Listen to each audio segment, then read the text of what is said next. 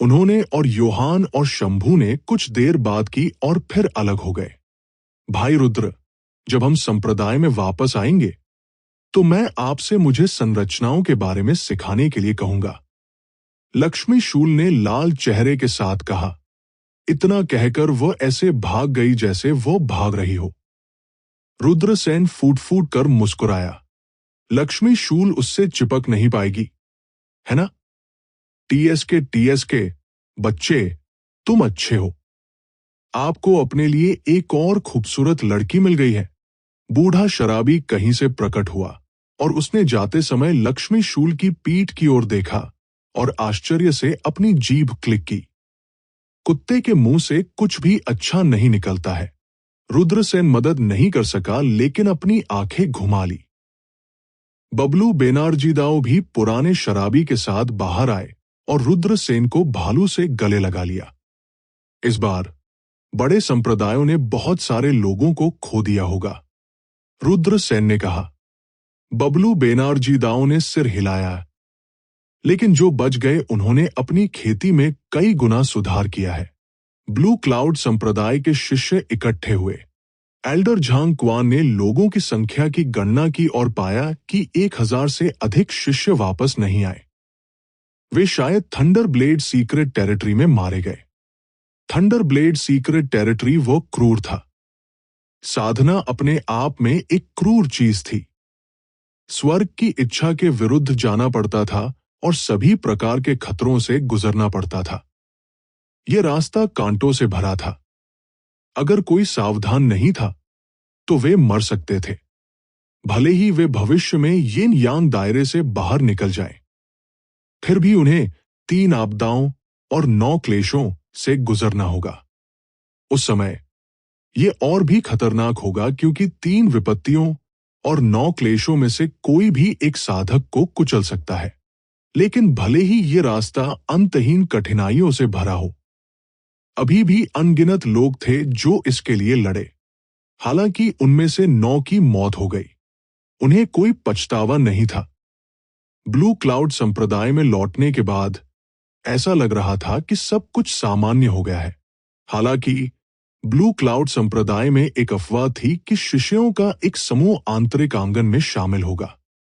Thunder blade secret territory के खुलने के कारण कई ब्लू क्लाउड संप्रदाय के शिष्य थंडर ब्लेड सीक्रेट टेरिटरी में छलांग और सीमा से आगे बढ़ गए थे। वे पहले से ही आंतरिक आंगन में शामिल होने की योग्यता तक पहुंच चुके थे। यदि कोई आंतरिक आंगन में शामिल होना चाहता था तो उसे संप्रदाय की परीक्षा से गुजरना पड़ता था। परीक्षा स्वाभाविक रूप से बहुत सख्त थी। 12 चोटियां आम तौर पर लोगों को आंतरिक आंगन में जाने की सलाह देती है। जिन लोगों को सिफारिश मिलती थी वे योग्यता परीक्षा के लिए बाहरी आंगन के शिष्यों के पहाड़ पर जाते थे। यदि वे पास हो जाते हैं तो वे आंतरिक आंगन में शामिल हो सकते हैं। आंतरिक आंगन में शामिल होने के लिए कई शर्तें थी। मार्शल किंग क्षेत्र की 8वीं आकाशीय परत में कृषक अनगिनत लोगों को पीछे हटने के लिए पर्याप्त थे। बेशक इसका मतलब ये नहीं था कि मार्शल किंग दायरे की 8वीं आकाशीय परत से नीचे के लोग शामिल नहीं हो सकते थे। वास्तव में अगर बबलू बेनार्जीदाओ जैसी आश्चर्यजनक प्रतिभा वाले किसान के पास ट्विन मार्शल स्पिरिट्स होती, भले ही उनकी खेती पर्याप्त न हो, फिर भी उन्हें आंतरिक आंगन में स्वीकार किया जाएगा। ऐसे प्रतिभाओं को दूसरों की तरह परीक्षा से गुजरने की भी आवश्यकता नहीं थी। मैंने सुना है कि एल्डर हिमांश ने सिफारिशों की एक सूची तैयार की है। हमारे हेवन रिपेयरिंग पीक में कुल 9 लोग हैं। जूनियर रुद्रसेन ने न्यू डिसाइपल्स प्रतियोगिता में प्रथम स्थान प्राप्त किया और 5 प्रतिभाओं को स्वयं हराया। आंतरिक आंगन के उच्च अधिकारी पहले से ही जानते हैं और पहले से ही जूनियर रुद्रसेन को आंतरिक आंगन में शामिल होने की सिफारिश कर चुके हैं। जूनियर बबलू बेनार्जी के पास ट्विन मार्शल स्पिरिट्स है, इसलिए आंतरिक आंगन के उच्च अधिकारी उनके बारे में बहुत सोचते हैं और आंतरिक आंगन में भी शामिल हो जाएंगे। इसके अलावा मैं junior Nrisimha, junior sister Waheeda, junior sister Arindam, junior brother Shobhit junior brother Pradeep और जूनियर ब्रदर वरुण को भी इनर आंगन की क्वालिफिकेशन परीक्षा में भाग लेने की सिफारिश की गई है। जुगल ने खुशी से कहा, पिछले वर्षों के विपरीत हेवन रिपेयरिंग पीक में भी 9 शिष्य आंतरिक आंगन की योग्यता परीक्षा में भाग ले सकते हैं। सटीक होने के लिए उनमें से 2 पहले ही आंतरिक आंगन में सफलतापूर्वक शामिल हो चुके थे और उन्हें परीक्षा से छूट दी गई थी। अन्य 7 को अभी भी कड़ी मेहनत करनी थी। वहीदा ने मुस्कुराते हुए कहा, जूनियर भाई रुद्रसेन और जूनियर भाई बबलू बेनार्जी को बधाई। मेरा मानना है कि हर कोई आंतरिक आंगन में भी सफलतापूर्वक शामिल हो सकता है। रुद्रसेन थोड़ा मुस्कुराया। मेरे बारे में क्या? बूढ़ा शराबी मदद नहीं कर सका लेकिन अपनी आंखें घुमा ली।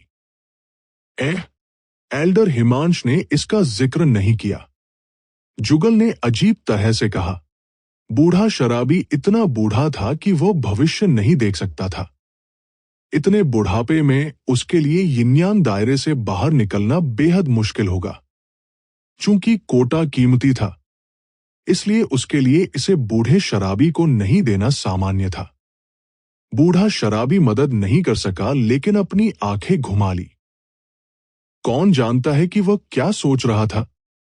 इस पर जुगल ने जवाब दिया, 3 दिन में टेस्ट होगा। फिर सभी तितर बितर हो गए। रात में रुद्रसेन पालथी मारकर बैठ गए और आर्केन ड्रैगन्स क्यू हाथी कला को प्रसारित करना शुरू कर दिया। 36 चक्रों के बाद वो आखिरकार रुक गया। फायर किलिन ने पूछा, क्या आपको थंडर ब्लेड सीक्रेट दायरे में कुछ खास मिला? रुद्रसेन ने उत्तर दिया, अगर इसमें कुछ खास है तो वो शाश्वत दिव्य संप्रभु है जिसने मुझ पर गहरी छाप छोड़ी है।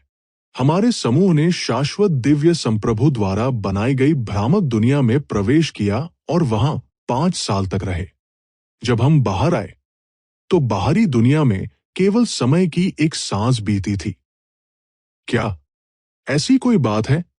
फायर किलिन की अभिव्यक्ति उदास और अनिश्चित थी, बेहद स्तब्ध लग रही थी। रुद्रसेन ने सिर हिलाया और पूछा, क्या कुछ गड़बड़ है? समय के नियमों की शक्ति। फायर काइलिन ने कहा, हालांकि भले ही देवताओं ने समय के नियम की शक्ति में महारत हासिल कर ली हो, वे कभी भी एक ही समय में सैकड़ों लोगों को ऐसे समय स्थान में प्रवेश करने की अनुमति नहीं देंगे। इसके अलावा समय की एक सांस समय स्थान में 5 साल के बराबर है। समय के नियम की शक्ति जितनी मजबूत होगी, समय की एक सांस उतनी ही लंबी समय स्थान में परिवर्तित हो जाएगी। जहां तक मुझे पता है, यहां तक कि देवताओं के शिखर पर विशेषज्ञ भी बाहरी दुनिया में समय की केवल एक सांस को समय के नियम में 10 मिनट में बदल सकते हैं और वे केवल स्वयं समय स्थान में प्रवेश कर सकते हैं। फायर किलिन की बातों से रुद्रसेन चौंक गए। यदि अग्नि किलिन सच कह रहा था तो शाश्वत दिव्य संप्रभु एक ऐसा अस्तित्व था जो ईश्वर क्षेत्र से आगे निकल गया था। क्या अमर दुनिया वास्तव में मौजूद है? रुद्रसेन ने थोड़ा भौहें चढ़ा दी। फायर किलिन ने उत्तर दिया, बेशक ये मौजूद है, लेकिन केवल बहुत कम संख्या में लोग ही इसमें प्रवेश कर सकते हैं। ये एक ऐसी दुनिया है जो जीवन और मृत्यु से परे है। जो लोग अमर दुनिया में चढ़ सकते हैं, वे सभी अद्वितीय विशेषज्ञ हैं। हालांकि किसी को भी अमर दुनिया में प्रवेश करने में सक्षम हुए बहुत लंबा समय हो गया है। यही कारण है कि अमर दुनिया मार्शल हेवन महाद्वीप में एक किंवदंती बन गई है। हाँ, रुद्रसेन ने सिर हिलाया। तारों की रोशनी गिर गई और चांदनी शानदार चमक उठी। देर रात रुद्रसेन अभी भी खेती कर रहे थे। वो 90,000 स्टार चार्ट को देख रहा था। उनके भीतर विभिन्न रहस्यमय परिवर्तनों को समझ रहा था। वो प्रभावशाली, ईश्वर जैसा आदमी स्टार नदी के बीच में खड़ा था। रुद्रसेन ने उनसे संवाद करने की कोशिश की, लेकिन उन्होंने कितनी भी कोशिश की, वो हमेशा असफल रहे। बेशक ऐसा नहीं था कि रुद्रसेन को कुछ हासिल नहीं हुआ। हर बार जब वह स्टार चार्ट को देखता था तो उसकी आध्यात्मिक ऊर्जा बढ़ जाती थी। इसके अलावा 90,000 स्टार चार्ट को एक गठन की तरह व्यवस्थित किया गया था। स्टार चार्ट को देखने से रुद्रसेन को संरचनाओं को समझने में बहुत मदद मिलेगी। एक रात के लिए साधना करने के बाद रुद्रसेन ने अपनी आंखें खोली और बुदबुदाया, अभी अगर मैं सृष्टि क्षेत्र की पहली स्वर्गीय परत से सृष्टि क्षेत्र की दूसरी स्वर्गीय परत तक आगे बढ़ना चाहता हूं, तो ये यिन यांग क्षेत्र की पहली स्वर्गीय परत से यिन यांग क्षेत्र की 10वीं स्वर्गीय परत तक आगे बढ़ने से अधिक कठिन लगता है। फायर किलिन ने अपनी आंखें खोली और कहा, यह स्वाभाविक है। एक बड़े दायरे को पार करने के बाद आत्मा में पर्याप्त परिवर्तन हो चुका होगा और आगे बढ़ना और भी कठिन होगा। हालांकि हर बार जब आप आगे बढ़ेंगे तो आपको ताकत में अधिक वृद्धि प्राप्त होगी। रुद्रसेन ने सिर हिलाया। अगले कुछ दिनों में वो लगन से खेती कर रहा था। हेवन मेंडिंग पीक के कुछ शिष्य भी आंतरिक अदालत की परीक्षा में भाग लेने के लिए बाहरी दरबार के शिष्यों के महल में गए। जो कुछ हुआ उनमें से एक ने लोगों को यह नहीं बताया कि हंसना है या रोना है। क्योंकि बूढ़े शराबी को सिफारिश नहीं मिली, वो परीक्षा क्षेत्र में गया और बहुत परेशानी पैदा की, जिससे परीक्षा के प्रभारी बुजुर्गों को सिरदर्द होने लगा। क्या बूढ़े शराबी को बाहर नहीं निकाल दिया जाना चाहिए? आखिरकार वो ब्लू क्लाउड संप्रदाय का शिष्य था और इतनी उम्र में अगर वह एक साधारण शिष्य होता तो उसे बहुत पहले ही निकाल दिया गया होता। हालांकि वे बूढ़े शराबी के साथ ऐसा नहीं कर सकते थे। अगर वे बूढ़े शराबी जैसे बूढ़े साथी को बाहर निकाल देते हैं तो ब्लू क्लाउड संप्रदाय की प्रतिष्ठा को नुकसान पहुंचेगा। अंत में एक बुजुर्ग ने बूढ़े शराबी को परीक्षा में भाग लेने देने का फैसला किया। किसने सोचा होगा कि बूढ़ा शराबी सभी परीक्षाओं को पास कर लेगा, जिससे परीक्षा के प्रभारी बुजुर्ग अवाक रह जाएंगे। हालांकि उन्हें लगा कि बूढ़े शराबी के लिए इतनी बुढ़ापे में आंतरिक दरबार में प्रवेश करना संसाधनों की बर्बादी है, लेकिन वे ऐसा नहीं कर सकते थे। वे बूढ़े शराबी को उसकी योग्यता से वंचित नहीं करना चाहते थे। जहां तक अन्य लोगों की बात है, वहीदा, नृसिंह, अरिंदम और वरुण ने सभी परीक्षाएं पास की। जुगल, शोभित और प्रदीप फेल रहे। शोभित और प्रदीप दोनों 7वें हेवनली लेयर मार्शल किंग दायरे में थे। उन्होंने इसे आजमाने के लिए परीक्षा में भाग लिया। हालांकि ये अफसोस की बात थी कि वे असफल रहे, फिर भी 8वें हेवनली लेयर मार्शल किंग क्षेत्र में प्रवेश करने के बाद उन्हें आशा थी। जुगल का यह 7वां मौका था जब उसने परीक्षा में हिस्सा लिया था। यह समय बिल्कुल पिछली बार की तरह ही था। वह फिर से असफल रहा क्योंकि उसकी मार्शल स्पिरिट आवश्यकताओं को पूरा नहीं करती थी। जुगल हेवन मेंडिंग पीक की चोटी पर अकेला खड़ा था। दूर बादलों के समुद्र को एक टकटकी में देख रहा था। मेरी प्रतिभा के साथ क्या वास्तव में यिन यांग क्षेत्र में प्रवेश करने की कोई उम्मीद नहीं है? जुगल के चेहरे पर कड़वाहट भरी थी। जुगल के पास ज्यादा टैलेंट नहीं था। उन्हें दूसरों की तुलना में 10 गुना या 10 गुना ज्यादा मेहनत करनी पड़ी। अन्य लोग आंतरिक अदालत की परीक्षा को आसानी से पास करने में सक्षम लग रहे थे, लेकिन वह बार-बार असफल हो गए। ये जुगल के लिए बहुत बड़ा झटका था। रुद्रसेन आगे बढ़े और जुगल के साथ खड़े हो गए। एक साथ बादलों के समुद्र को देख रहे थे। उन्होंने और जुगल ने पूरी रात शराब पी। अंत में जुगल फूट फूट कर रोने लगा। उन्होंने इतने सालों तक कड़ी मेहनत की थी, लेकिन उन्हें कोई उम्मीद नहीं दिख रही थी। छोटे भाई, मैं ब्लू क्लाउड संप्रदाय छोड़ने की योजना बना रहा हूं, जुगल ने कहा। रुद्रसेन चुप थे। वो नहीं जानता था कि जुगल को कैसे मनाया जाए। लंबे समय के बाद उन्होंने कहा, दुनिया कठिन है। मुझे उम्मीद है कि बड़े भाई बाहर सावधान रहेंगे। मैं करूंगा। जुगल ने सिर हिलाया। अगले दिन रुद्रसेन और अन्य लोगों ने जुगल को विदा किया। जुगल की अकेली पीठ को देखकर रुद्रसेन ने आह भरी। इस विदाई के बाद क्या वे फिर कभी मिलेंगे? 12 चोटियों से लगभग 500 शिष्य थे जिन्होंने आंतरिक आंगन परीक्षा उत्तीर्ण की थी। वे सुबह सुबह ब्लू क्लाउड संप्रदाय की पैतृक भूमि पर जाने के लिए इकट्ठा हुए। ब्लू क्लाउड संप्रदाय की पैतृक भूमि के लिए एक टेलीपोर्टेशन पोर्टल की आवश्यकता थी। ये एक रहस्यमय घाटी में स्थित था, जिसे एक रहस्यमय स्थान से सील कर दिया गया था। हर कोई अपने ग्रिफिन पर सवार हुआ और उनमें से 3 आकाश में उड़ गए। टेलीपोर्टेशन फॉर्मेशन प्लाजा को सक्रिय कर दिया गया था और एक टेलीपोर्टेशन गेट दिखाई दिया। ग्रिफॉन टेलीपोर्टेशन गेट में घुस गया और बिना किसी निशान के गायब हो गया। अफवाह यह है कि पैच द हेवंस तकनीक कभी नहीं खोई थी और यह ब्लू क्लाउड संप्रदाय में कहीं छिपी हुई थी। क्या यह ब्लू क्लाउड संप्रदाय की पैतृक भूमि में छिपा हो सकता है? लेकिन इतने सालों के बाद कोई भी इसे नहीं ढूंढ पाया है। बबलू बेनर्जी और रुद्र सेन एक साथ बैठे।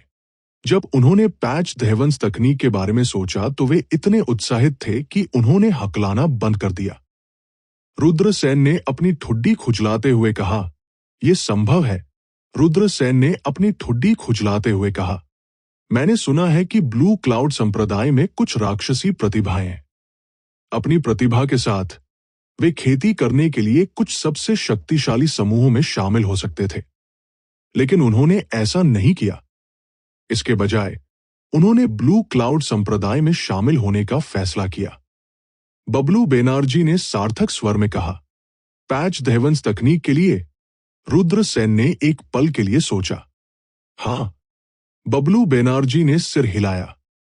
बबलू बेनर्जी ने सिर हिलाया और कहा, हेवन मेंडिंग आर्ट को बहुत ही भयानक कहा जाता है और इसमें अकल्पनीय क्षमताएं।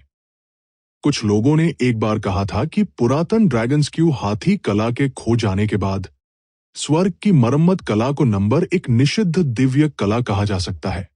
हालांकि कई लोगों ने इस पर सवाल उठाया था, लेकिन कई विशेषज्ञों का यह भी मानना था कि यह दृष्टिकोण सही था। इसके अलावा प्राचीन ड्रैगन्स्क्यू हाथी फॉर्मूला पैच द हेवंस तकनीक से अलग है। प्राचीन ड्रैगन्स्क्यू हाथी फॉर्मूला खेती पर केंद्रित है, जिसका अर्थ है कि ड्रैगन्स्क्यू हाथी फॉर्मूला का मुख्य फोकस शरीर को परिष्कृत करना और कल्टीवेटर की क्षमता को बढ़ाना है।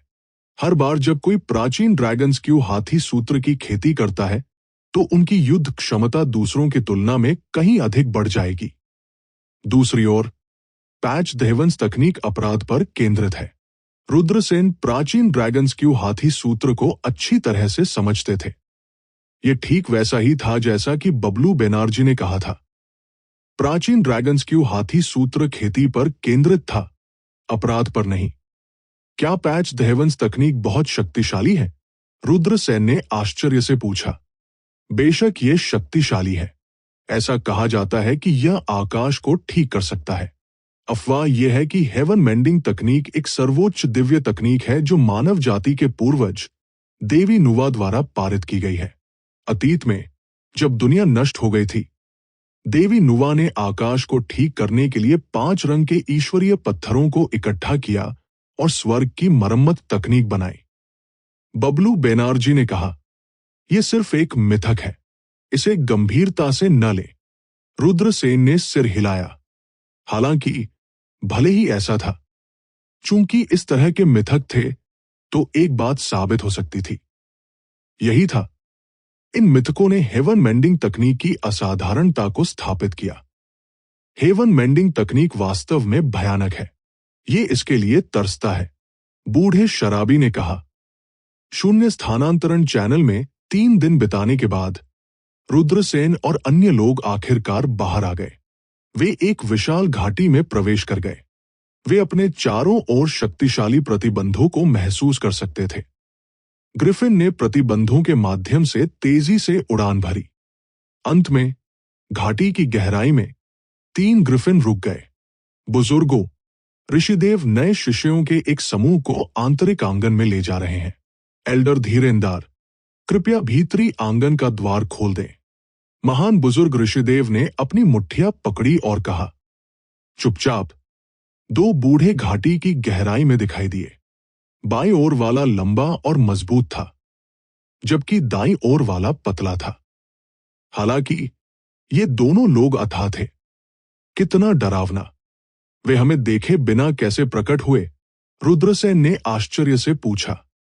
बूढ़े शराबी ने शराब का एक घूंट लिया और कहा, वे पूरे समय यहां बैठे हैं, पृथ्वी और आकाश के साथ फ्यूज कर रहे हैं, इसलिए हम उन्हें नहीं देख सके। रुद्रसेन का दिल कांप उठा। क्या ये तथाकथित दाओ हो सकता है? दाओ को समझने और पृथ्वी और आकाश के साथ फ्यूज करने की शक्ति, इस तरह की क्षमता अविश्वसनीय थी।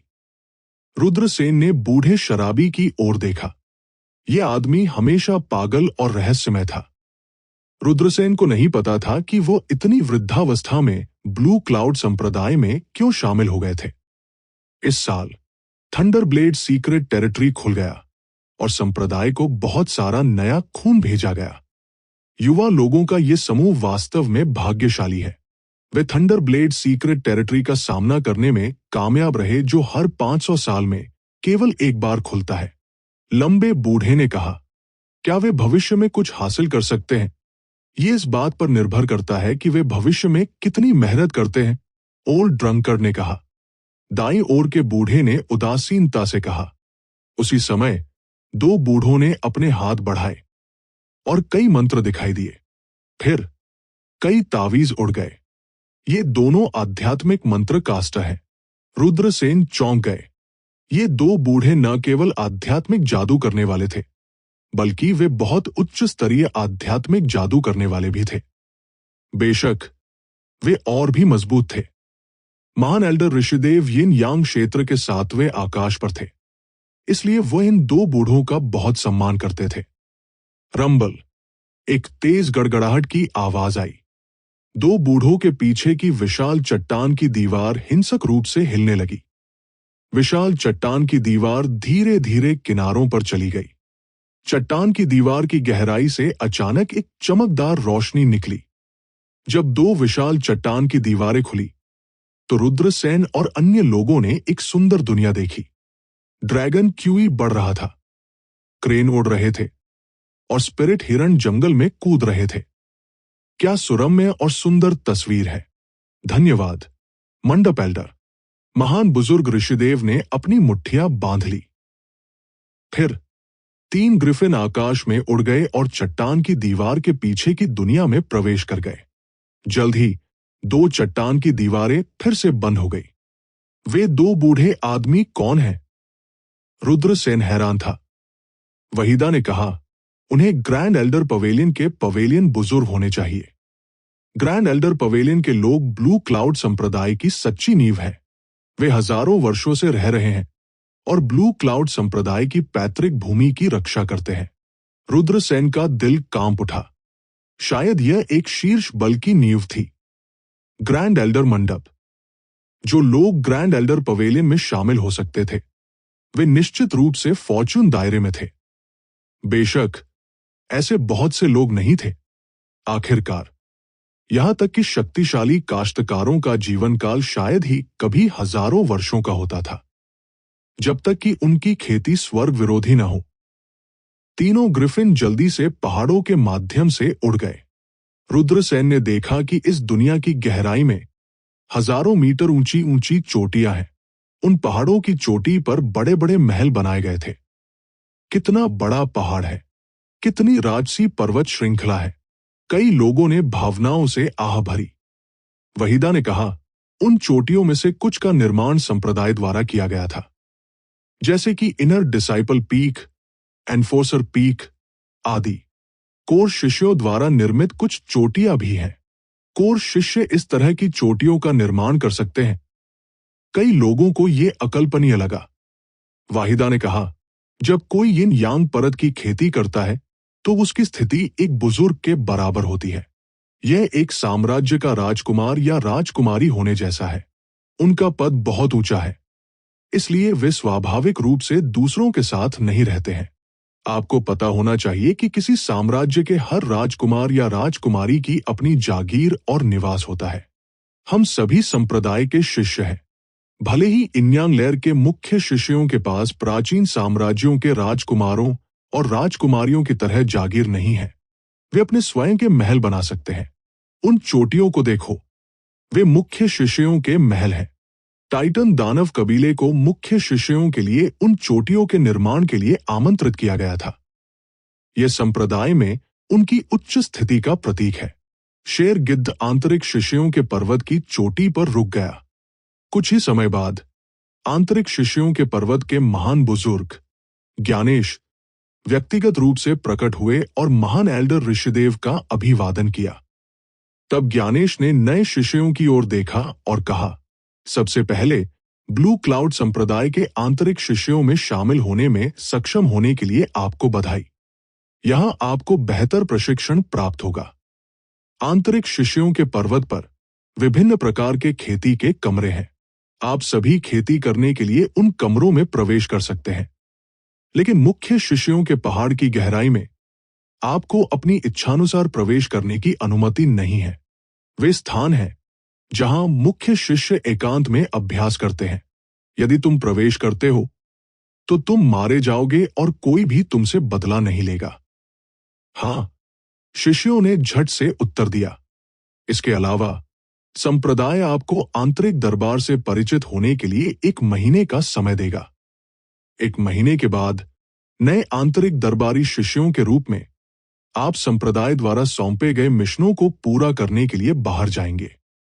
समय आने पर आपको मिशनों का विवरण पता चल जाएगा। यह आपके लिए संप्रदाय की परीक्षा भी है।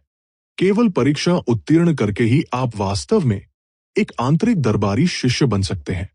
यदि आपको मिशन के दौरान कोई समस्या आती है तो आपको बाहरी अदालत में वापस भेज दिया जाएगा। ज्ञानेश ने जारी रखा। कई लोगों के हाव भाव बार बार बदलते रहे। उन्हें उम्मीद नहीं थी कि आंतरिक अदालत में प्रवेश करने के बाद उन्हें मिशन पूरा करना होगा।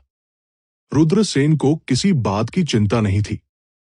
अपनी ताकत से चाहे मिशन कोई भी हो, रुद्रसेन को विश्वास था कि वह इसे आसानी से पूरा कर सकते हैं। रितेश, उन्हें उनके आवास पर ले जाओ और उनके रहने की व्यवस्था करो। ज्ञानेश ने अपने पीछे एक युवक की ओर देखा। ये युवक अपने बिस्वा दशा में लग रहा था। ज्ञानेश का आदेश मिलने के बाद उन्होंने तुरंत जवाब दिया। हाँ, रितेश के नेतृत्व में रुद्रसेन नए शिष्यों के निवास पर गए। रास्ते में रुद्रसेन ने देखा कि कई लोग जानबूझकर रितेश के साथ बातचीत करने की कोशिश कर रहे थे। वह मदद नहीं कर सका, लेकिन थोड़ा हैरान महसूस कर रहा था। वहीदा फुसफुसाते हुए बोली, रितेश महान बड़े ज्ञानेश के पुत्र है। रुद्रसेन ने सिर हिलाया।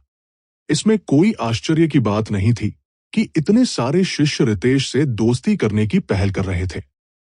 रितेश के पिता ज्ञानेश का दर्जा उच्च था और वह दरबार के सभी शिष्यों के भाग्य को नियंत्रित करते थे। रितेश का रुतबा उनके पिता पर निर्भर था। दूरी में एक लाल मुकुट वाली क्रेन उड़ गई, जिस पर 2 लोग क्रॉसलेग बैठे थे। वे दोनों यिन यांग क्षेत्र के विशेषज्ञ थे और उन्होंने उड़ान भरी। लाल मुकुट वाली क्रेन रुक गई।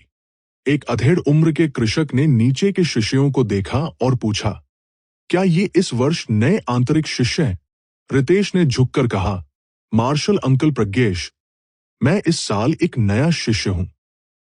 रुद्रसेन ने पाया कि यद्यपि रितेश के पिता आंतरिक संप्रदाय के शिष्य पर्वत के महान बुजुर्ग थे, लेकिन रितेश के पास एक बिगड़े लड़के की हवा नहीं थी। इसके बजाय वो बहुत विनम्र था।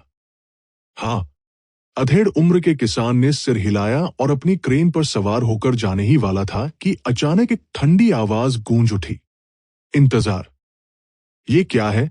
तीसरे अंकल। प्रज्ञेश ने बूढ़े सोहेल की ओर असमंजस में देखा। अगले ही पल रुद्रसेन को लगा कि एक ठंडा हत्या का इरादा उसे घेर रहा है।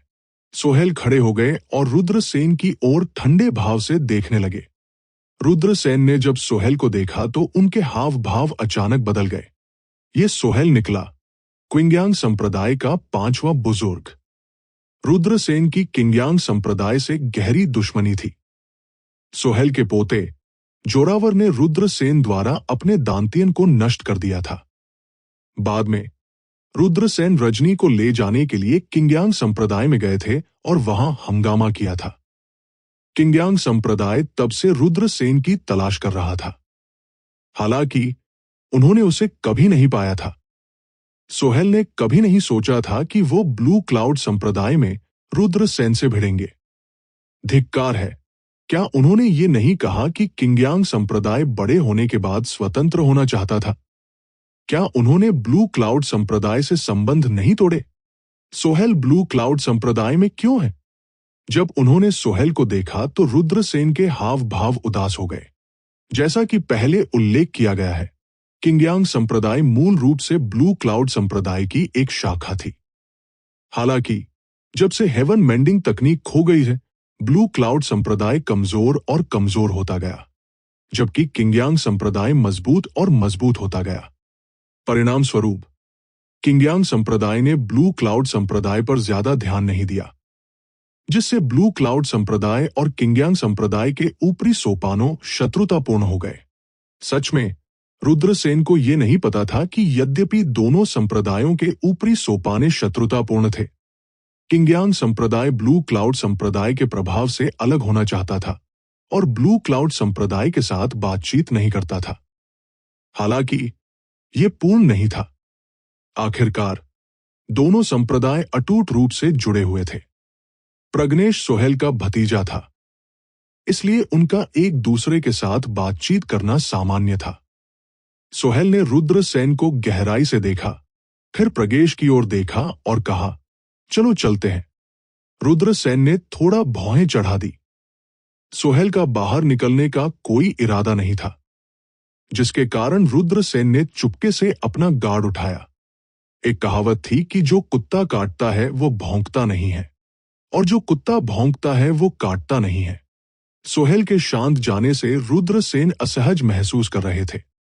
रितेश ने रुद्रसेन को गहराई से देखते हुए कहा। फिर उसने अपना सिर घुमाया और विचारमग्न दिखे।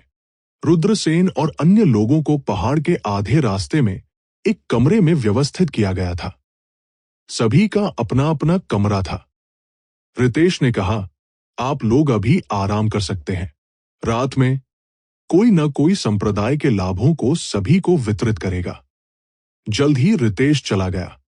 हर कोई संप्रदाय के लाभों की प्रतीक्षा कर रहा था। आखिरकार ब्लू क्लाउड संप्रदाय के आंतरिक शिष्यों के लाभ निश्चित रूप से बाहरी शिष्यों के लिए अतुलनीय थे, है ना? रात में 10 से अधिक शिष्य पहुंचे। नेता एक लंबी और बेहद खूबसूरत महिला कृषक थी। इस महिला को ज्योति कहा जाता था और वह एक आंतरिक शिष्या भी थी। ऐसा कहा जाता था कि उन्हें ब्लू क्लाउड संप्रदाय के आंतरिक शिष्यों में शीर्ष 10 में स्थान दिया गया था। वो निश्चित रूप से एक विशेषज्ञ थी। जूनियर भाइयों और बहनों, अब से अगर आपके पास कुछ भी है जो आपको समझ में नहीं आता है, तो आप मुझसे सलाह मांग सकते हैं। मैं आपकी देखभाल करने में वरिष्ठ भाई रितेश की सहायता करूंगा। ज्योति ने मुस्कुराते हुए हाथ लहराया। उसके पीछे 10 से अधिक शिष्य आगे आए, भंडारण बैग निकाले और उन्हें सभी को वितरित किया। ये संप्रदाय के लाभ हैं। चूंकि आपने अभी अभी आंतरिक संप्रदाय में प्रवेश किया है, इसलिए आपके पहले संप्रदाय के लाभों में एक मध्य श्रेणी के स्पिरिट टूल बागे, एक उच्च श्रेणी की उड़ने वाली तलवार, मध्य श्रेणी के स्पिरिट टूल बूट्स की एक जोड़ी और एक मध्य श्रेणी स्पिरिट टूल बेल्ट शामिल है। पुरुष शिष्यों को एक मध्य श्रेणी के स्पिरिट टूल जेड क्राउन भी प्राप्त होंगे, जबकि महिला शिष्यों को एक मिडग्रेड स्पिरिट टूल हेयरपिन प्राप्त होगा। इसके अलावा आपको 100 उच्च श्रेणी के स्पिरिट स्टोन, 10 गहन रैंक मिडग्रेड ट्रू कंडेंसेशन पिल्स, एक पुस्तक जो संप्रदाय की विभिन्न शक्तियों का परिचय देती है, स्वर्ग का रिकॉर्ड, एक प्राचीन तलवार तकनीक, ग्रेट सन एज्योर स्काई स्वॉर्ड तकनीक, एक प्राचीन मुट्ठी तकनीक, 10,000 जानवर जंगली ड्रैगन मुट्ठी और एक प्राचीन आंदोलन तकनीक, 8 चरम आत्मा सांप कदम। ज्योति ने एक के बाद एक दर्जनों बातें कहीं, जिससे कई लोग अवाक रह गए, लेकिन जल्द ही हर कोई उत्साहित हो गया। संप्रदाय के लाभ बहुत उदार थे। निश्चित रूप से आंतरिक संप्रदाय के शिष्यों की तुलना में बाहरी संप्रदाय के शिष्यों और आंतरिक संप्रदाय के शिष्यों के बीच व्यवहार में अंतर स्वर्ग और पृथ्वी की तरह था। ज्योति ने कहा, दूसरे महीने से संप्रदाय के लाभ सामान्य हो जाएंगे। हमारे ब्लू क्लाउड संप्रदाय की स्वर्ग और पृथ्वी रैंकिंग है। स्वर्ग और पृथ्वी रैंकिंग में कुल 800 लोग हैं। यदि आप रैंकिंग में प्रवेश नहीं करते हैं, तो आप हर महीने 100 उच्च श्रेणी के स्पिरिट स्टोन और 10 ट्रू कंडेंसेशन पिल्स प्राप्त कर सकते हैं। आप किसी भी अन्य लाभ का आनंद नहीं लेंगे। यदि आप रैंकिंग में प्रवेश कर सकते हैं तो आपके लाभ बहुत बढ़ जाएंगे। यदि आप रैंकिंग में प्रवेश कर सकते हैं तो संप्रदाय के लाभ में बहुत वृद्धि होगी। यहां तक कि अगर आप शीर्ष 100 में प्रवेश कर सकते हैं तो आपको हर महीने एक पृथ्वी ग्रेड गोली मिलेगी।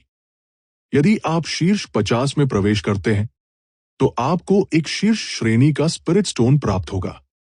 फुफकार। रुद्रसेन ठंडी हवा की सांस लेने से खुद को नहीं रोक सका। यह ब्लू क्लाउड संप्रदाय वास्तव में उदार था। वे वास्तव में शीर्ष श्रेणी के स्पिरिट स्टोन और पृथ्वी ग्रेड गोलियों को पुरस्कृत करेंगे। रुद्रसेन को अचानक इस हेवन एंड अर्थ रैंकिंग में दिलचस्पी हो गई। ज्योति के जाने के बाद सभी अपने संप्रदाय के लाभों की जांच करने के लिए वापस चले गए। दूसरों के लिए ये संप्रदाय के लाभ अत्यंत कीमती थे, लेकिन रुद्रसेन के लिए वे कुछ भी नहीं थे। संप्रदाय के सभी लाभों के बीच रुद्रसेन को केवल एज्योर सन स्वॉर्ड तकनीक में रुचि थी। रुद्रसेन को वास्तव में जिस चीज में दिलचस्पी थी वह थी स्वर्ग और पृथ्वी सूची। यदि वह स्वर्ग और पृथ्वी की सूची में प्रवेश कर सकता है तो वह पुरस्कार के रूप में सर्वोच्च श्रेणी के स्पिरिट पत्थर प्राप्त करने में सक्षम होगा। सर्वोच्च श्रेणी के स्पिरिट पत्थर बहुत दुर्लभ थे। हालांकि रुद्रसेन को अपनी साधना को तोड़ने के लिए सर्वोच्च श्रेणी के स्पिरिट पत्थरों की आवश्यकता थी, लेकिन सर्वोच्च श्रेणी के स्पिरिट पत्थर प्राप्त करना आसान नहीं था। यह ब्लू क्लाउड संप्रदाय काफी उदार है। उन्होंने वास्तव में हमें सर्वोच्च श्रेणी के स्पिरिट पत्थरों से पुरस्कृत किया। फायर किलिन ने अपने होठों को थपथपाया और कहा, यह एक शीर्ष संप्रदाय की शैली है। रुद्रसेन आहें भरने के अलावा कुछ नहीं कर सके। किसी को यह जानना था कि सर्वोच्च श्रेणी के स्पिरिट स्टोन के लिए मेरा काम करना बहुत मुश्किल था। आमतौर पर एक छोटी खदान कुछ सर्वोच्च श्रेणी के स्पिरिट पत्थरों का खनन करने में सक्षम होगी।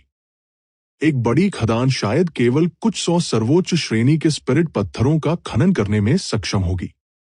इसलिए सर्वोच्च श्रेणी के स्पिरिट पत्थर बहुत कीमती थे।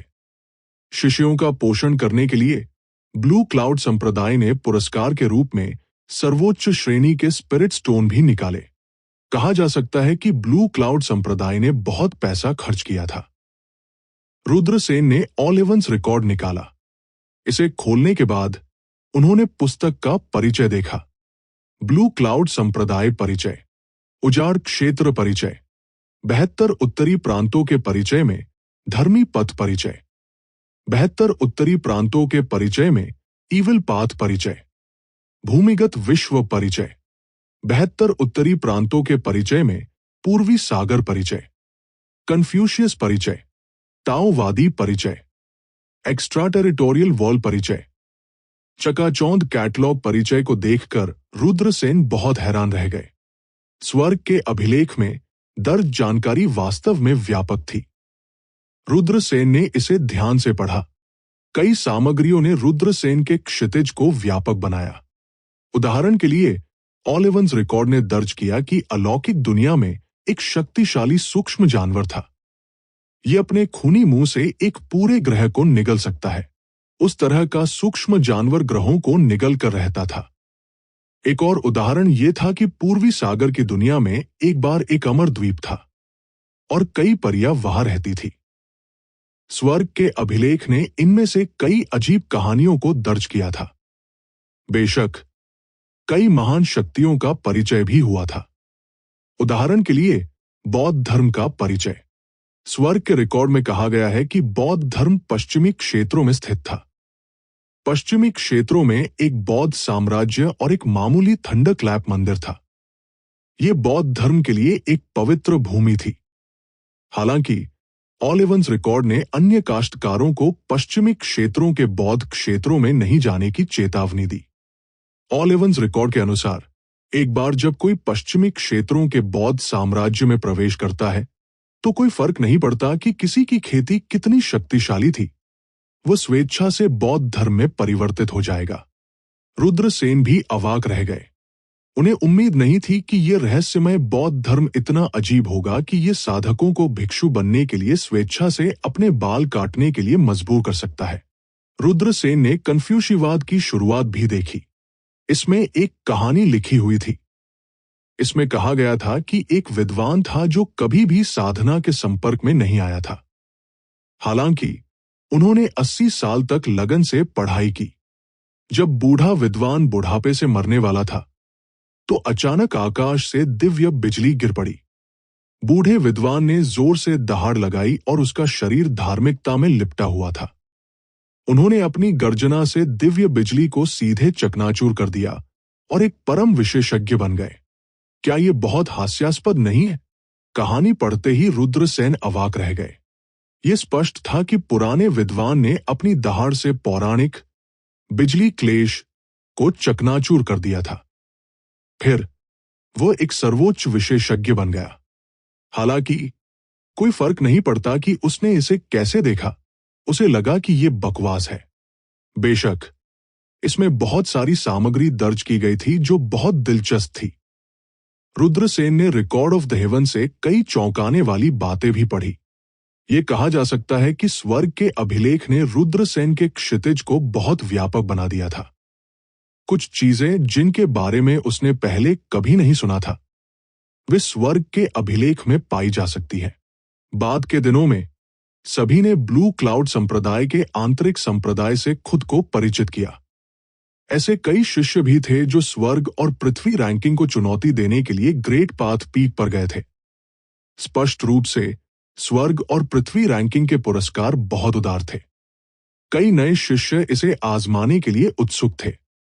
रुद्रसेन, बबलू बेनार्जी और बूढ़ा शराबी भी एक साथ ग्रेट पाथ पीक पर गए। ग्रेट पाथ पीक लोगों से भरा हुआ था। कई शिष्यों ने स्वर्ग और पृथ्वी रैंकिंग को चुनौती देने के लिए ग्रेट पाथ पीक में प्रवेश किया। बूढ़े शराबी ने कहा, ऐसा कहा जाता है कि ग्रेट पाथ पीक प्रतिबंधों से ढका हुआ है। प्रतिबंधों के भीतर सभी प्रकार की भयानक युद्ध आत्माएं। इन युद्ध आत्माओं को हराने से आपको अंक मिलेंगे। अंक जितने अधिक होंगे, रैंकिंग उतनी ही अधिक होगी। बबलू बेनार्जी ने कहा, ये युद्ध आत्माएं बहुत बहुत भयानक होना चाहिए, है ना? रुद्रसेन ने सिर हिलाया। ऐसा ही होना चाहिए। जल्द ही वे तीनों ग्रेट पाथ पीक की तलहटी में पहुंच गए। ग्रेट पाथ पीक के तल पर एक विशाल क्रिस्टल स्क्रीन थी जो 10 मीटर से अधिक लंबी थी। इस क्रिस्टल स्क्रीन को सरणियों के साथ अंकित किया गया था जो स्क्रीन पर प्रदर्शित करने से पहले सभी प्रकार के डेटा को लगातार रिकॉर्ड कर सकते थे। ये स्वर्ग और पृथ्वी रैंकिंग है, बूढ़े शराबी ने कहा। स्वर्ग और पृथ्वी रैंकिंग देखने के लिए कई लोगों ने क्रिस्टल स्क्रीन को घेर लिया। हेवन और अर्थ रैंकिंग में कुल 800 लोग थे। जो लोग स्वर्ग और पृथ्वी रैंकिंग में जगह बना सकते थे, वे निश्चित रूप से बहुत शक्तिशाली थे। पहले स्थान पर रहने वाले व्यक्ति को रहमान, दूसरे को विराट और तीसरे स्थान पर रहने वाले व्यक्ति को सूर्य कहा जाता था। शीर्ष 3 के पास 3 मिलियन से अधिक अंक थे। वे ऊंचे और शक्तिशाली थे। चौथे स्थान पर रहने वाली लकी के 1.78 मिलियन अंक थे, जो शीर्ष 3 से काफी बड़ा अंतर था। ऐसा लगता है कि शीर्ष 3 को आंतरिक आंगन में सबसे मजबूत समूह होना चाहिए। कोई भी अपनी स्थिति को हिला नहीं सकता। रुद्रसेन ने उसकी ठुड्डी को सहलाया। सीनियर सिस्टर ज्योति की रैंकिंग भी बहुत ऊंची है। वह 1.75 मिलियन अंकों के साथ स्वर्ग और पृथ्वी रैंकिंग में 7वें स्थान पर है। रुद्रसेन को चुपके से झटका लगा था। ज्योति बहुत मिलनसार थी, लेकिन उसकी ताकत बेहद भयानक थी। रुद्रसेन ने बाकी रैंकिंग में बाजी मारी। रैंक 800, जॉर्डन 13,000 अंक। अंक अर्जित करने का तरीका ग्रेट पाथ पीक की युद्ध आत्माओं को हराना था।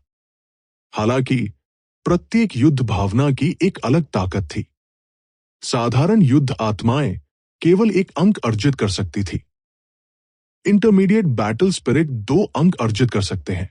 उन्नत युद्ध आत्माएं 3 अंक अर्जित कर सकती हैं। युद्ध आत्माओं के ऊपर बैटल किंग था।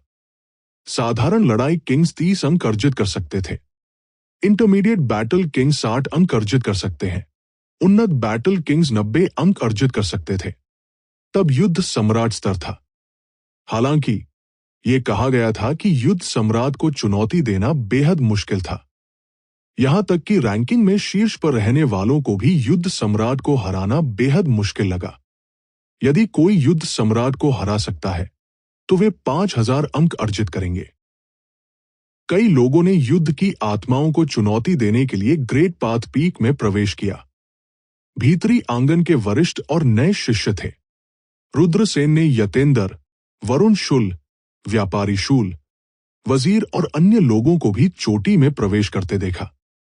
वे सभी बाहरी आंगन के शिष्यों में शीर्ष प्रतिभाशाली थे। अहंकारी साथियों का एक समूह। क्या आपको लगता है कि एक युद्ध की भावना को इतनी आसानी से हराया जा सकता है? कई वरिष्ठ शिष्यों ने नए शिष्यों को महान पद शिखर में प्रवेश करते देखा और युद्ध आत्माओं को चुनौती देने के लिए इंतजार नहीं कर सके। कुछ ही समय बाद एक चीख सुनाई दी और एक आकृति बह गई।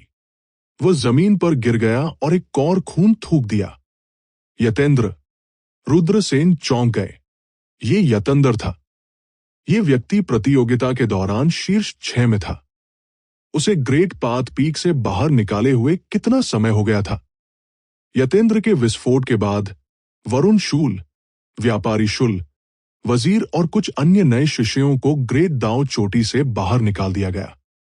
गंभीर चोटों वाले लोगों ने मुंह भर खून उगल दिया, जबकि हल्की चोटों वाले लोग पीले थे।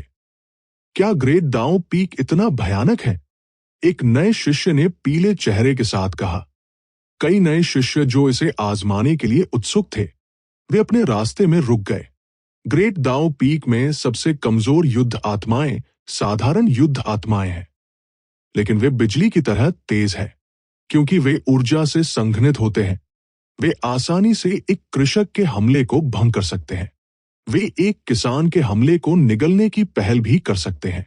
यहां तक कि मार्शल किंग क्षेत्र की 10वीं स्वर्गीय परत में एक कृषक को भी इन सामान्य युद्ध आत्माओं से निपटना बहुत मुश्किल होगा। एक नए शिष्य के रूप में ईमानदारी से खेती करना और अपनी साधना को स्थिर करना बेहतर है। फिर आप अपने जीवन को बर्बाद करने के बजाय युद्ध की भावना को चुनौती देने पर विचार कर सकते हैं। सौभाग्य से आपने केवल साधारण युद्ध आत्माओं का सामना किया है। यदि आपने एक उच्च स्तरीय युद्ध भावना या युद्ध सेनापति का सामना किया होता तो आप अंदर ही मर भी सकते थे।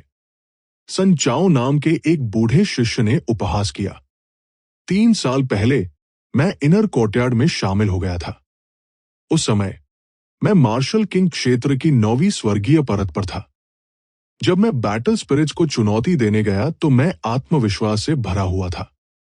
मैं 3 चालों का सामना भी नहीं कर सका और मुझे बाहर फेंक दिया गया। आधे साल बाद मैं मार्शल किंग दायरे की 10वीं स्वर्गीय परत के माध्यम से टूट गया और युद्ध आत्माओं को चुनौती देने के लिए चला गया। 7 चालों के बाद मुझे फिर से बाहर निकाल दिया गया। तैमूर नाम के एक अन्य वरिष्ठ शिष्य ने अहंकारी भाव से कहा, कोई भी शिष्य जो ग्रेट दांव पीक की युद्ध भावना को हरा सकता है, उसका दर्जा बेहतर होगा। जहां तक उन शिष्यों का सवाल है जो स्वर्ग और पृथ्वी बोर्ड में प्रवेश करने में सक्षम थे, वे सभी शिष्य थे जिन्हें संप्रदाय ने पोषण पर केंद्रित किया था। वे संप्रदाय की भविष्य की आशा थे। नए शिष्यों के चेहरे सभी पीले पड़ गए थे। वे पुराने शिष्यों की बातों से डर गए थे। बूढ़ा शराबी चिल्लाया, बेहतर होगा कि मैं नीले आकाश और सफेद बादलों का आनंद ले जाऊं। फिर बूढ़ा आदमी जल्दी से खिसक गया। रुद्रसेन अवाक रहे बिना नहीं रह सके। जब वह आया तो बूढ़े शराबी ने कसम खाई थी कि वह युद्ध की आत्माओं को पार करेगा और स्वर्ग और पृथ्वी की सूची में शामिल हो जाएगा। यह देखकर कि युद्ध की आत्माएं कितनी शक्तिशाली थी, वे इतने डर गए कि वे बिना किसी निशान के भाग गए। हालांकि यह बूढ़े शराबी के चरित्र के अनुरूप था। रुद्रसेन और बबलू बेनार्जी ग्रेट दांव पीक की ओर चल पड़े। क्या तुमने नहीं सुना कि हमने अभी क्या कहा? क्या आप उन लोगों को देखते हैं? उनकी खेती तुम्हारी खेती से ऊंची है। लेकिन क्या वे अभी भी बह नहीं गए थे? यदि आप मेरी सलाह सुनते हैं तो मार्शल किंग दायरे की 10वीं परत तक पहुंचने तक प्रतीक्षा करें। फिर युद्ध आत्माओं को चुनौती देने के लिए प्रवेश करने से पहले 1 वर्ष के लिए अपनी साधना को जमा और स्थिर करें। तैमूर नाम के आंतरिक दरबार के शिष्य ने रुद्रसेन और बबलू बेनार्जी को देखा और मदद नहीं कर सका, लेकिन खर्राटे ले सके। उन्होंने महसूस किया कि ये दोनों शिष्य वास्तव में चतुर नहीं थे। उसने बहुत कुछ कहा था, लेकिन क्या ऐसा हो सकता है कि उन्होंने उसकी ओर अनसुना कर दिया हो? हमें याद दिलाने के लिए धन्यवाद, लेकिन हम अभी भी कोशिश करना चाहते हैं। रुद्रसेन ने अपनी मुट्ठियां पकड़ ली। जैसा तुम्हारा मर्जी। तैमूर ने हाथ लहराया। रुद्रसेन और बबलू बेनार्जी ने महान दांव शिखर में प्रवेश किया। ग्रेट दांव पीक बहुत बड़ा था और इसमें 3 चोटियां और 2 घाटियां शामिल थी। रुद्रसेन और बबलू बेनार्जी ने प्रवेश ही किया था कि उन्हें लगा कि ठंडी हवा उनके ऊपर बह रही है। 2 सिलहुट क्रमशः रुद्रसेन और बबलू बेनार्जी की ओर बढ़े। रुद्रसेन ने देखा और देखा कि ये एक ऊर्जा शरीर था। इसने कवच का एक सूट पहना हुआ था और इसने बिजली की तरह तेजी से एक मुक्का मारा। एक और 2 नए शिष्य जो नहीं जानते कि उनके लिए क्या अच्छा है, आए हैं। ग्रेट दांव पीक में कुछ पुराने शिष्यों ने रुद्रसेन और बबलू बेनार्जी को खुशी से देखा। इस अवधि के दौरान, क्योंकि नए शिष्यों ने आंतरिक दरबार में प्रवेश किया था, कई नए शिष्य युद्ध आत्माओं को चुनौती देने के लिए महान दांव शिखर पर आए थे। हालांकि बिना किसी अपवाद के उन सभी को युद्ध आत्माओं द्वारा उड़ते हुए भेजा गया था। कहा गया कि उनमें से कुछ गंभीर रूप से घायल भी हो गए थे। इन दरबार के शिष्यों की नजर में रुद्रसेन और बबलू बेनार्जी भी मरने आए थे। युद्ध की भावना तेज थी, लेकिन रुद्रसेन और भी तेज था। युद्ध आत्माओं के हमले के सामने रुद्रसेन बाईं ओर चले गए और आसानी से हमले से बच गए। फिर उसने युद्ध की आत्माओं पर एक मुक्का फेंका और उन्हें उड़ने के लिए भेज दिया। रुद्रसेन को युद्ध की आत्माओं के बारे में कुछ अजीब महसूस हुआ। युद्ध आत्माओं के शरीर वास्तव में अजीब थे। जब उसका मुक्का युद्ध आत्माओं के शरीर पर गिरा तो ऐसा लग रहा था कि कोई ऐसी ताकत है जिसने उसकी ताकत को हटा दिया है। इसके अलावा हटाई गई ताकत का एक हिस्सा युद्ध की आत्माओं द्वारा अवशोषित किया गया था। ये वैसा ही है जैसा कि उस आंतरिक दरबार के शिष्य ने कहा था। ये युद्ध आत्माएं एक कृषक की ताकत को अवशोषित कर सकती है।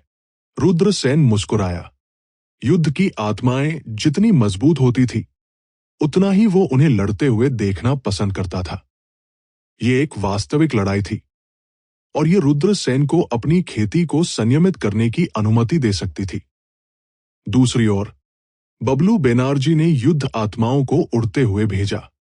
उन्होंने सदमे में कहा, ये युद्ध की भावना वास्तव में अजीब है। वे इनर यार्ड शिष्य जो शो का आनंद ले रहे थे, वे सभी अवाक रह गए। क्या चल रहा है? उन दोनों ने युद्ध की आत्माओं को पीछे हटाने का प्रबंधन कैसे किया? क्या ये भाग्य हो सकता है? कई लोग अपने दिल में बड़बड़ा रहे थे। दहाड़। दोनों युद्ध आत्माओं ने क्रमशः रुद्रसेन और बबलू बेनार्जी पर दहाड़ लगाई और हमला किया। हम्फ। रुद्रसेन ने युद्ध आत्माओं के हमलों के सामने खर्राटे लिए। वो आगे बढ़ा और तुरंत युद्ध आत्माओं के सामने प्रकट हुआ। उसने और भी अधिक शक्तिशाली मुक्का मारा। बैंग। टक्कर की एक सुस्त आवाज के साथ रुद्रसेन पर हमला करने वाली युद्ध भावना सीधे फट गई और पतली हवा में गायब हो गई। हे भगवान! आंतरिक दरबार के शिष्य जो लड़ाई देख रहे थे, वे सभी सदमे में चिल्लाए। उनकी आंखें लगभग उनके सॉकेट से बाहर निकल गई। क्या वो अभी भी एक नया शिष्य था? क्या वो अभी भी इंसान था?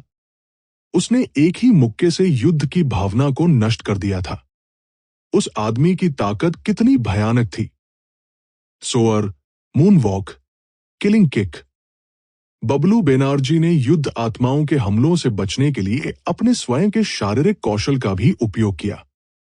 फिर वो युद्ध की आत्माओं के पीछे पहुंचा और अपने पैर से बाहर निकल गया। बैंड। बबलू बनर्जी से जो युद्ध भावना लड़ रही थी, वह भी उनकी लात से नष्ट हो गई। एक और युद्ध की भावना नष्ट हो गई है। कई लोग सदमे में चिल्ला उठे, ये दो लोग हमसे भी मजबूत हैं। अनुभवी आंतरिक दरबार के शिष्य। आंतरिक दरबार के शिष्य जो लड़ाई देख रहे थे, उन्होंने महसूस किया कि उनके दिल बेतहाशा धड़क रहे हैं। मैं वहां जाऊंगा, तुम वहां जाओ, हम एक एक तरफ स्वीप करेंगे। रुद्रसेन ने दो दिशाओं में इशारा किया। नहीं, कोई बात नहीं, बबलू बेनार्जी ने कहा। दोनों अलग हो गए। रुद्रसेन ने युद्ध के मैदान में गहराई तक उड़ान भरी। दहाड़, दहाड़, दहाड़। एक दर्जन से अधिक युद्ध आत्माओं ने दहाड़ते हुए उस पर हमला किया। लड़के, तुमने यहां की युद्ध आत्माओं को क्रोधित कर दिया है। चलाना। आप एक दर्जन से अधिक युद्ध आत्माओं के लिए कोई मुकाबला नहीं कर रहे हैं। दूर से दरबार के भीतर के शिष्य चिल्लाने लगे जब उन्होंने देखा कि एक दर्जन से अधिक युद्ध आत्माएं रुद्रसेन पर हमला कर रही हैं। हालांकि उस पल उन्होंने जो देखा उससे वे चौंक गए। उन्होंने देखा कि नए शिष्य ने कोई कदम भी नहीं उठाया। इसके बजाय उसके शरीर ने एक भयानक आभा उत्सर्जित की। बैंड। एक दर्जन से अधिक शक्तिशाली युद्ध आत्माएं जो नए शिष्य पर हमला कर रही थी, सीधे टुकड़ों में फट गई। मौन। पहाड़ी जंगल में यह इतना शांत था कि कोई पिन ड्रॉप सुन सकता था। आंतरिक शिष्यों को ऐसा लगा जैसे उनके गले किसी चीज से घुट रहे हैं। वे बोल नहीं पा रहे थे। सभी का दिल गहराई से हिल गया। उनके सामने के दृश्य ने वास्तव में उनकी आत्माओं को झकझोर कर रख दिया था। एक नए शिष्य ने अपनी आभा पर भरोसा करके सेकंड में 10 से अधिक युद्ध आत्माओं को मार डाला था। यह अरेबियन नाइट्स की तरह ही अविश्वसनीय था। लेकिन अब यह वास्तव में उनकी आंखों के सामने हुआ था। ये आदमी कौन है? वो वास्तव में बहुत भयानक है। आंगन के सभी शिष्य विस्मय से रुद्रसेन को घूर रहे थे। ये सामान्य युद्ध आत्माएं होनी चाहिए। वे बहुत कमजोर हैं। रुद्रसेन पहाड़ी जंगल की गहराई की ओर बढ़ते हुए बुदबुदाया। दहाड़। एक दहाड़ ने आकाश को हिला दिया। पहाड़ी जंगल में चांदी के सफेद कवच पहने एक युद्ध की भावना बाहर निकली। मध्य स्तर की युद्ध भावना। कई लोगों ने कहा, साधारण युद्ध आत्माएं तेज थी और एक किसान की ऊर्जा को अवशोषित कर सकती थी। इसलिए मार्शल किंग क्षेत्र की 10वीं परत पर काश्तकारों के लिए उन्हें हराना मुश्किल था। बेशक वे सामान्य आंतरिक शिष्यों के बारे में बात कर रहे थे। प्रतिभाशाली आंतरिक शिष्यों को शामिल नहीं किया गया था। उदाहरण के लिए, रुद्रसेन जैसा प्रतिभाशाली व्यक्ति साधारण युद्ध आत्माओं को आसानी से कुचल सकता है। मध्य स्तरीय युद्ध आत्माओं की युद्ध क्षमता एक स्तर से बढ़ जाएगी। दर्जनों साधारण युद्ध आत्माओं ने एक मध्य स्तरीय युद्ध भावना को घेर लिया। वे इसे हराने में सक्षम नहीं हो सकते हैं। छोटे भाई, सावधान रहो। ये एक मध्य स्तरीय युद्ध भावना है। इसकी ताकत एक साधारण युद्ध भावना से 10 गुना से अधिक है। एक आंतरिक शिष्य ने जोर से चेतावनी दी। मध्य स्तर की युद्ध भावना को बाहर निकलते देख सभी का चेहरा पीला पड़ गया। वे जानते थे कि मध्य स्तरीय युद्ध भावना कितनी शक्तिशाली थी। ये शिष्य जल्दी से बाहर निकल गए। जब तक वे कुछ गलत देखते थे, वे तुरंत ग्रेट दांव पीक से बच निकलते थे। अच्छा समय, रुद्रसेन चिल्लाया। उसने मध्यम स्तर की युद्ध भावना पर एक मुक्का फेंका जो उसकी ओर बढ़ रही थी। बैंड। टक्कर की आवाज सुनाई दी। पृथ्वी हिंसक रूप से हिलती हुई लग रही थी। क्या आप जानते हैं, मध्य स्तर की युद्ध भावना से टकराने के बाद रुद्रसेन और मध्य स्तरीय युद्ध भावना प्रत्येक 3 कदम पीछे हट गए। यद्यपि रुद्रसेन ने अपनी युद्ध शक्ति को बढ़ाने के लिए अपनी 5 मार्शल आत्माओं को प्रसारित नहीं किया। नहीं, उन्होंने किसी गुप्त तकनीक का उपयोग किया। ये तथ्य कि ये मध्य स्तरीय युद्ध आत्मा रुद्रसेन के साथ समान रूप से लड़ सकती थी, पहले से ही काफी भयानक था। कितना शक्तिशाली! वो वास्तव में एक मध्य स्तरीय युद्ध भावना के हमले को रोकने में कामयाब रहे। दरबार के भीतर के शिष्य सदमे में चिल्लाए। उन्होंने मूल रूप से सोचा था कि रुद्रसेन बिना किसी संदेह के हार जाएंगे। हालांकि उन्हें उम्मीद नहीं थी कि रुद्रसेन उस मध्य स्तरीय युद्ध भावना के साथ समान रूप से लड़ने में सक्षम होंगे। मध्यम स्तर की युद्ध भावना के खिलाफ लड़ने में सक्षम होना पहले से ही भयानक है। अगर मैं कुछ समय के लिए आंतरिक संप्रदाय में अभ्यास करता हूं, तो मुझे मध्यम स्तर की युद्ध भावना को हराने में सक्षम होना चाहिए। लेकिन अब मध्यम स्तर की युद्ध भावना को हराना अभी भी मुश्किल है, एक आंतरिक शिष्य ने कहा। फिर भी वे बेहद चौंक गए। आखिरकार रुद्रसेन अभी अभी आंतरिक संप्रदाय में शामिल हुए थे। अन्य शिष्यों ने भी इस शिष्य की बातों से सहमति में सिर हिलाया। दहाड़! मध्यवर्ती युद्ध की भावना फिर से दहाड़ने लगी और रुद्रसेन को मारने के लिए उसकी ओर दौड़ी। मध्यवर्ती युद्ध आत्मा के शरीर से प्रकाश की चांदी की किरणें निकली। हे भगवान, ये नहीं हो सकता, है ना? मध्यवर्ती युद्ध आत्मा के शरीर से चांदी की रोशनी निकल रही है। क्या ऐसा हो सकता है कि इसने वॉर स्पिरिट फिस्ट को समझ लिया हो? इसने युद्ध की भावना वाली मुट्ठी को समझा होगा। आमतौर पर केवल उच्च स्तरीय युद्ध आत्माएं ही युद्ध आत्मा मुट्ठी को समझ सकती है, लेकिन कुछ मध्यवर्ती युद्ध आत्माएं भी हैं जो इसे समझ सकती है। एक मध्य स्तरीय युद्ध भावना जिसने युद्ध की भावना को समझा है, वो एक साधारण मध्यवर्ती युद्ध भावना की तुलना में बहुत मजबूत है। अब जब इसने वॉर स्पिरिट फिस्ट का इस्तेमाल किया है, तो ये परेशानी भरा होने वाला है। मुझे डर है कि वो बच्चा हार जाएगा। उन्होंने कहा, उन्हें हराना एक छोटी सी बात है। यदि एक मध्य स्तरीय युद्ध भावना जिसने युद्ध की भावना को समझा है, वो अपनी ताकत दिखाती है, तो वो उस बच्चे को मारने में भी सक्षम हो सकती है। आंतरिक दरबार के सभी शिष्य पीले पड़ रहे थे, क्योंकि उन्होंने मध्य स्तर की युद्ध भावना को देखा था जिसने युद्ध आत्मा मुट्ठी को समझा था। भले ही वे बहुत दूर थे, फिर भी वे मध्य स्तर की युद्ध भावना की आभा को महसूस कर सकते थे। इससे वे डर से कांप उठने लगे। मध्य स्तर की युद्ध भावना जिसने युद्ध आत्मा मुट्ठी को समझा था, बहुत शक्तिशाली थी। ये युद्ध आत्माएं मुट्ठी की तकनीक जानती हैं। रुद्रसेन थोड़ा हैरान हुए। ये कुछ ऐसा था जिसकी उसे उम्मीद नहीं थी। लेकिन जल्द ही रुद्रसेन ने एक उदासीन अभिव्यक्ति दिखाई। बिजली की ऊर्जा उसकी हथेली के चारों ओर कुंडलित हो गई, क्योंकि उसने स्काई टायरेंट लाइटनिंग इंटेंटेशन को सक्रिय किया। बूम! रुद्रसेन ने अपने सामने मध्य स्तर की युद्ध भावना पर मुक्का मारते हुए हमला किया। वे टकराने जा रहे हैं। उस बच्चे को नहीं मारा जाएगा, है ना? दरबार के भीतरी शिष्य घबराकर चिल्लाए। बैंग! अगले ही पल टक्कर की दबी हुई आवाज सुनाई दी। मध्य स्तर की युद्ध भावना जिसने युद्ध की भावना को समझा था, वो रुद्रसेन के मुक्के से अलग हो गई थी। बहुत कमजोर। रुद्रसेन ने सिर हिलाया और चलना जारी रखा। एक मध्य स्तरीय युद्ध भावना उसके लिए खतरा नहीं थी। इसलिए रुद्रसेन ने और भी अधिक शक्तिशाली उच्च स्तरीय युद्ध आत्माओं पर अपनी नजरें गड़ा दी। ये दरबार के भीतरी शिष्यों का समूह पूरी तरह से अवाक था। उन्हें यह भी नहीं पता था कि क्या कहना है। उनके दिल सदमे और अविश्वास से भर गए। एक मध्य स्तरीय युद्ध भावना जिसने युद्ध आत्मा मुट्ठी को समझा था, एक ही मुक्के में मारा गया था। उस आदमी की खेती कितनी भयानक थी। ग्रेट दाओ पीक की तलहटी में तैमूर ने थोड़ा भौहें सिकोड़ते हुए कहा, वे इतने लंबे समय से वहां हैं। ये दोनों बच्चे अभी तक बाहर क्यों नहीं आए? क्या वे युद्ध की आत्माओं से घिरे हो सकते थे, या वे युद्ध की आत्माओं से गंभीर रूप से घायल हो गए थे?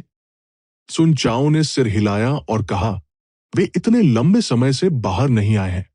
कुछ तो हुआ होगा। ये नए शिष्य स्वर्ग और पृथ्वी की विशालता को नहीं जानते। क्या उन्हें लगता है कि ग्रेट दाओ पीक एक ऐसी जगह है जहां वे लापरवाही से घुस सकते हैं? चलो चलते हैं। और उन्हें बचाते हैं और कुछ स्पिरिट स्टोन कमाते हैं। तैमूर ने कहा। उसके आसपास के 5 या 6 आंतरिक शिष्य सभी मुस्कुराए। ये एक अलिखित नियम था। यदि कोई साथी शिष्य ग्रेट दाओ पीक में किसी भी परेशानी से बचाव के लिए आता है, तो उन्हें इनाम देना होगा। स्पिरिट स्टोन, गोलियां, जादू के उपकरण और यहां तक कि गुप्त तकनीकों का उपयोग पुरस्कार के रूप में किया जा सकता है। हालांकि इन आंतरिक दरबारी शिष्यों को आत्मा के पत्थरों से सबसे अधिक प्यार था, क्योंकि वे खेती के संसाधन थे जो उनकी खेती को बढ़ा सकते थे। कुछ शिष्य ग्रेट दाओ पीक में पहुंचे, लेकिन उन्होंने रुद्रसेन या बबलू बेनार्जी को नहीं देखा। सलीम नाम के एक आंतरिक दरबार के शिष्य ने बुदबुदाया, वे 2 बच्चे कहाँ हैं? क्या उन्हें युद्ध की आत्माओं द्वारा गहराई में घसीटा जा सकता था? अगर ऐसा है, तो वे निश्चित रूप से मर चुके हैं। उन्हें बचाने के लिए हम कुछ नहीं कर सकते। डेविड और अन्य लोग वहां पर हैं। चलो उनसे पूछते हैं। तैमूर ने डेविड के ग्रुप की ओर इशारा किया। दाऊद का समूह पहले से भीतरी दरबार के शिष्यों का समूह था। वरिष्ठ भाई डेविड, क्या आपने 2 नए शिष्यों को देखा है? तैमूर ने विनम्रता से पूछा। डेविड की युद्ध शक्ति उससे अधिक थी, इसलिए वो उसका काफी सम्मान करता था। डेविड का मुंह हिंसक रूप से फड़का और कहा, मैं उन्हें देखता हूं। महान, हम यहां उन्हें बचाने और कुछ स्पिरिट स्टोन कमाने के लिए हैं, जबकि हम इस पर हैं। सुन चाओ ने उत्साह से कहा। डेविड और अन्य लोगों ने सन चाओ के समूह को अजीब भावों से देखा। सुन चाओ ने पूछा, वरिष्ठ भाई, क्या मैंने कुछ गलत कहा? डेविड और अन्य लोगों की निगाहों ने उन्हें असहज महसूस कराया। अंदर देखो और तुम्हें पता चल जाएगा। दाऊद ने पहाड़ की गहराई की ओर इशारा किया। तैमूर, संचाओं और अन्य लोगों ने देखा और उनके हाव भाव काफी बदल गए। उन्होंने रुद्रसेन को पहाड़ की गहराई की ओर चलते देखा। तैमूर चिल्लाया, वो mid tier combat spirit quadrant में जा रहा है। क्या वो मरना चाहता है? इस समय 10 से अधिक मध्यम स्तरीय युद्ध आत्माएं जंगल से बाहर निकली और रुद्रसेन की ओर झपट पड़े। यह देखकर तैमूर और अन्य लोगों के हाव भाव काफी बदल गए। सुन चाओ पीले चेहरे के साथ चिल्लाया, ये खत्म हो गया है। 10 से अधिक मध्य स्तरीय युद्ध आत्माएं। वह बच्चा निश्चित रूप से मर चुका है। हम उसे बचाना चाहते हैं, लेकिन हम नहीं बचा सकते। जैसे ही सन चाओ ने बोलना समाप्त किया, उन्होंने देखा कि मध्य स्तरीय युद्ध आत्माएं रुद्रसेन की ओर झपट रही हैं। मध्य स्तरीय युद्ध आत्माओं की घेराबंदी का सामना करते हुए रुद्रसेन ने अपनी मुट्ठी घुमाई और एक मध्य स्तरीय युद्ध भावना को उड़ते हुए भेजा। धमाका, धमाका, धमाका। एक एक करके मध्य स्तर की युद्ध की आत्माएं हवा में फट गई। प्लॉप। ये नजारा देखकर सुन चाओ इतना डर गए कि वह जमीन पर गिर पड़े। इन मध्य स्तरीय युद्ध आत्माओं की साधना का स्तर उतना अच्छा नहीं है। रुद्रसेन ने थोड़ा भौहें चढ़ा दी। मध्य स्तर की युद्ध आत्माएं उन पर हमला करती रहीं, लेकिन उन सभी को रुद्रसेन ने मार डाला। इन युद्ध आत्माओं का निर्माण महान गठन द्वारा किया गया था। यहां तक कि अगर वे मारे गए थे, तो वे लंबे समय बाद फिर से संघनित नहीं होंगे। उन सभी को मारना असंभव था। हालांकि एक मध्य स्तर की युद्ध भावना को मारने से उसे 2 अंक मिले। रुद्रसेन इन बातों से काफी संतुष्ट थे। रुद्रसेन पहाड़ में गहराई तक चला गया। कई मध्यस्तर की युद्ध आत्माओं ने उसे घेर लिया, लेकिन उन सभी को रुद्रसेन ने मार डाला। जहां तक रुद्रसेन की बात है, तो उनके अंक तेजी से बढ़े। कुछ ही समय बाद रुद्रसेन पहले पर्वत के सबसे गहरे हिस्से में पहुंचे। यह वह जगह थी जहां मध्य स्तर की युद्ध आत्माएं सबसे अधिक सक्रिय थी। वो एक निचले पहाड़ की चोटी पर खड़ा था। एक लंबी सीटी सुनाई दी। एक पल में 1000 से अधिक मध्य स्तरीय युद्ध आत्माएं सभी दिशाओं से दौड़ पड़ी। देखो, वो बच्चा कौन है? क्या वो पागल है? वो वास्तव में मध्य स्तर की युद्ध आत्माओं को भड़का रहा है। इतने सारे मध्य स्तर की युद्ध आत्माएं दौड़ रही हैं। वो बच्चा एक नया शिष्य लगता है ना? वो वास्तव में मौत को दावत दे रहा है। यहाँ मध्यस्तर की लड़ाई की आत्माओं को चुनौती देने से केवल उसे टुकड़े टुकड़े कर दिया जाएगा।